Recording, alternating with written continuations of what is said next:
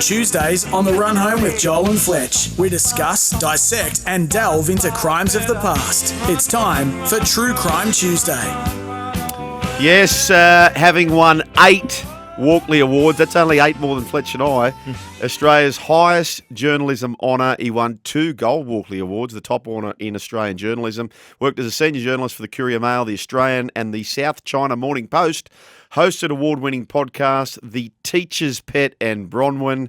And I'm pleased to say now a new one has dropped and it is flying on the charts in the podcast world. It is called The Poisoned Wife.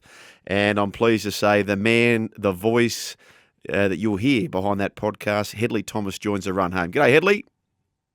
Hello, mate. How are you guys? Thanks for having me on the run home. It's great to see you. We just had a co-owner of yours, Matty Johns, on the program, a co-owner of the Gold Coast Titans, Hedley. He's such a pretender, isn't he? I mean, what a legend. Did you hear what he said? He said, Hedley thinks he's got the number one podcast in Australia. We'll tell him to think again, he said. Yeah. Oh, look, I get a bit of inspiration from Matt. He's such an eclectic talent and he loves the podcast. He's I don't know how he finds time to listen to mine along with everything else, but long may that continue. My young bloke, Hedley in Scope, only yesterday, and this is quite ironic that we have you on today, Hedley, he said, Dad, we're doing for school law. I don't know, what's the subject would it be? I forget which subject it is, but he said, we're studying the Dawson case. He said, what do you know about that? I said, mate, I'm going to forward you the first episode and you'll know plenty. So that's what he's doing. He's getting around that as I'm getting around The Poisoned Wife. Some parallels there, Hedley, isn't there? Yeah, no, there really are. The case unfolds 40 years ago in the home, the modest home of a couple. They've got a young child. She's only 2 years old. And the wife's 30 years old. She's 5.5 months pregnant and expecting a little boy, and she's really happy about that. Her name is Rosalind McQueen, and her husband's name is Ray. And on the morning of April 1, 1986, Ros dies an agonising death in the kitchen, we believe, of the home in Lockwood, which is on the rural outskirts of Bendigo. And she dies in an agonising way because she has ingested this awful poison, strychnine, and it has such a terrible impact on the body. It causes you to go into quite violent, completely uncontrollable convulsion, muscle spasms, and you're fully conscious while that's occurring. And the body ends up forming what they call sort of a London arch. It sort of ends up being contorted in such a way that the hands are over the head, abdomen sort of thrusting upwards, feet on the ground in this sort of banana shape or arch because of the spasming. Now, Ros, according to her friends and her husband, would never have taken her own life. She had so much to live for. So the police, when they realised it was strychnine, began to zero in on those closest to her, and the person they looked at very closely was her husband, Ray, because he was infatuated with a 16-year-old, a babysitter, and he wanted to be with her days after his wife died, wanted her to move into the home. And so there was a full-blown homicide investigation from that point. In the first episode called The Suitcase, and eyebrows are raised because this relationship between he and the 16-year-old at the tennis courts, people were saying, well, this looks a little, how you going? But the first episode is called The Suitcase because, can you elaborate, Hedley, why it's called The Suitcase and how this case literally turned up on your doorstep? Yeah, for sure. So just on 4 years ago, little less than 4 years ago, I'm at home here in Brisbane, and I get a text message. My phone's pinging. It's my friend from the Brisbane office of the Australian, Sarah Elks, and she's letting me know that this big suitcase, it's really heavy, is turned up at my office at work in Bowen Hills.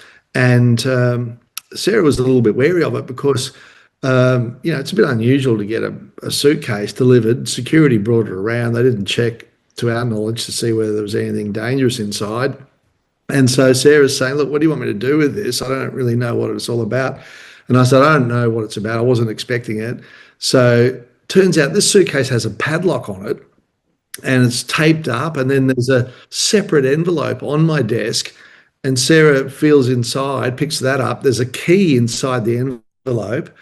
And the key is meant to go into the lock on the suitcase. And they were mailed on different days. And the sender was a private investigator called Rex Bakes. And turns out he had been quietly investigating Ros McQueen's death for years because he was originally working for Ros's alleged murderer, her husband, as a PI after he was charged with the murder. And then Rex learned some things that years later led him to change his position and start independently working the case because he believed he'd been working for a murderer. Now, he is an elderly man now, and he was worried that he was going to die before he could get any further. He sent this suitcase to me just after Chris Dawson had been convicted in the Supreme Court of New South Wales. Rex had seen the publicity, had seen me on the telly and on your show, and he just thought, I want to send this from South Australia to Brisbane and hope that Hedley, can look into it. And I rang Rex when I got the suitcase at home. I started going through it. It's full of incredible documents, his workings of the case over several years. And I recorded my first conversation with him back on that day, some 4 years ago. And that is what is reproduced in episode 1, because that's the origin story of how I got involved in this case, which is just such a remarkable case. Yeah, it is, Hedley. With the poison, I want to go back to the poisoning of Ross. Do you think, and it's hard to know without it being solved, but would it be fair to say that was there a mistake with the poison that was used for Ross, that she reacted so violently, as you said, or is this not understanding, or is that hard to say without this being solved? Like, because it felt like it was pretty full on. Yeah, look, the strychnine's hard to get. Farmers back in the day were able to buy it until it became very tightly controlled. And the reason it's so tightly controlled now is because of its lethality. You only need, imagine a match. Imagine like a little bit of red that is flammable when you strike the flint on the match. That's all you need in terms of the quantity of strychnine to cause agonizing death. So farmers would use it for vermin, to eradicate plagues of mice and rats and so on. And it would be, in the farm shed and kept away from kids, usually held up high on shelves that they couldn't reach because of the risks.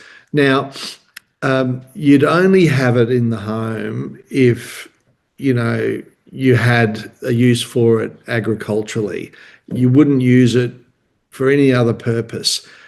Ros was not a farming wife. They lived on a sort of a kind of a hobby farm, and her husband came off the land, but he denied that he had anything to do with it. The police at an early stage, when they realised that Ray McQueen had been telling people that his wife had died of cancer and that she had been ill with cancer for a while, which was not true, the police formed the view that he killed his wife so that he could be with this teenager, and that he had probably used one of the iron capsules that his wife was taking for her pregnancy, pulled it apart, filled it with a little tiny amount of strychnine, and then she's ingested that. Now, that's all their theory. He repeatedly denied wrongdoing. The coroner in Bendigo in 1987 ran an inquest over 6 days and made a finding that Ray did murder his wife. But then before a Supreme Court murder trial was due to start, the DPP withdrew. They said that the evidence that they were going to rely on, unfortunately, the judge said that they weren't allowed to use some of that. This was evidence from two women in particular. We'll go into some of that evidence later on.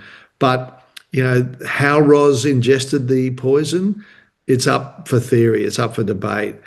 Her own husband, though, said she would not have killed herself, and how would she have got it? So it's one of the questions that we're trying to ask in this podcast, and we're really going down memory lane. We're talking to a lot of people who remember this case so well, because in Bendigo and around the region, it was an infamous case back then, and the allegations of murder and the charges that were levelled, people didn't forget easily, and I'm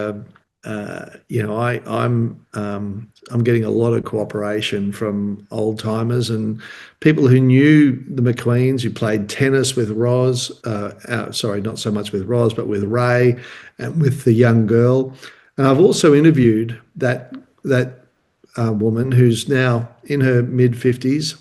She's moved on from Bendigo, and she's an incredibly brave person. She was vulnerable back then.